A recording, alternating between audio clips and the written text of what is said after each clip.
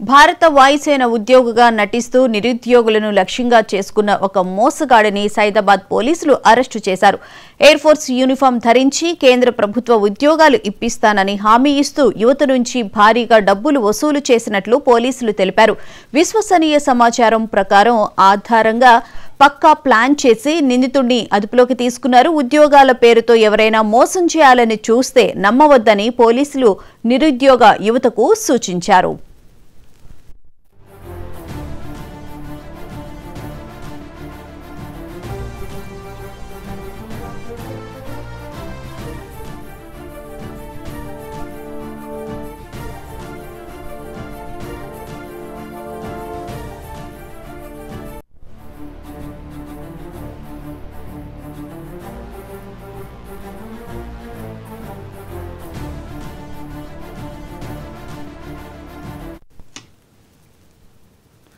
సైదాబాద్ పోలీసులకు చిక్కిన నకిలీ ఎయిర్ ఫోర్స్ ఉద్యోగి మోసాల పర్వం విచారణలో ఒక్కొక్కటిగా బయటపడుతోంది. ఉద్యోగాల పేరుతో నిరుద్యోగులను మోసగించడంతో పాటు ఉన్నత స్థాయి పరిచయాలు ఉన్నాయని చెప్పి పలువురు మహిళలతో సన్నిహిత సంబంధాలు పెంచుకున్నట్లు దర్యాప్తులో వెల్లడైంది.